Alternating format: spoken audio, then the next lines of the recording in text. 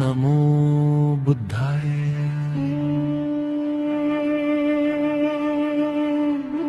संबुद्धं पुण्डरीकाक्षं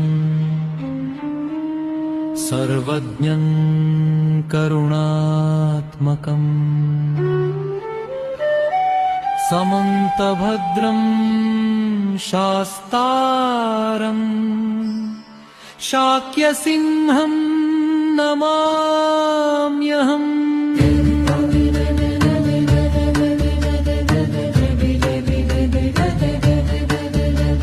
श्रीघनं श्रीमतिं श्रेष्ठं शीतराशिं शिवङ्करम् श्रीमन्तं श्रीकरं शान्तं शान्तमूर्तिं नमाम्यहम्।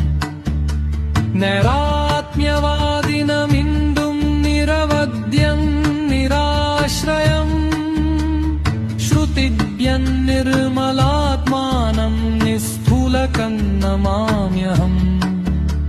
निरोधकं नित्यज्ञानं निर्विकल्पं तथागतं नियतं निधिनाकेशं निष्प्रपञ्चं नमाम्यहम्। विश्वेश्वरं विमुक्तिजं विश्वरूपं विनायकं विश्वब्रह्म सुसम्पन्नं वीतरागं नमाम्यहम्। विद्याचरणसम्पन्नं विश्वेशं विमलप्रभं विनिमज्जं सविष्टम्भं वीतमोहं नमामि। दुर्दान्तदं शान्तं शुद्धं शौद्धोदनिं मुनिं सुगतं सुगतिं सौम्यं शुभ्रकीर्तिं नमाम्यहम्।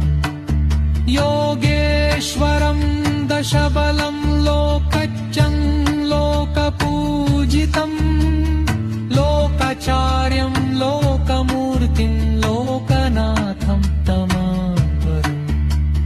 कनकमूर्तिं कर्माभिमकलङ्कं कलाधहम् कान्तमूर्तिं दयापात्रं कनकाभं नमाम्यहम्। महामतिं महावीर्यं महाविद्यं महाबलं महामहं महाधैर्यं महाबाहुं नमाम्यहम्।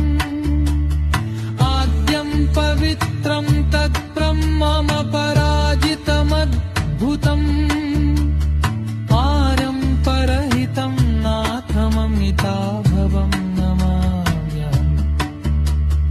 देवदेवं महादेयं दिव्यं वन्दितं व्ययं प्रमाणभूतं देवेशं दिव्यरूपं नमाम्यहम्। परमार्थं परज्योतिं परमं परमेश्वरं भावाभावकरं श्रेष्ठं भगवन्तं नमाम्यहम्। चतुर्मारादिविजितं तत्त्वज्ञं शङ्करं शिवं तत्त्वसारं सदाचारं सार्थवाहं नमाम्यहम्।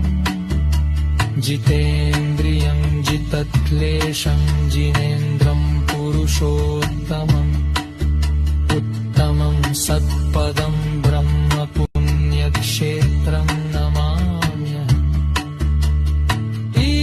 स्तुत्वा मुनिश्रेष्ठं नरा विगतकल्मषात् प्राप्नुवन्ति पदं मोक्षं चित्रन्वत्सनातनम्। यस्त्विदं पठते नित्यं परातरुत्थाय पण्डितः नामाष्टोत्तरशतं पवित्रं पापनाशनम्। लभते चिप्सितान् भोगान् सौमनस्येन वर्णितान् व्याधयोऽपि न बाध्यन्ते पातकं च विनश्यति। आयुरारोग्यमैश्वर्य सर्व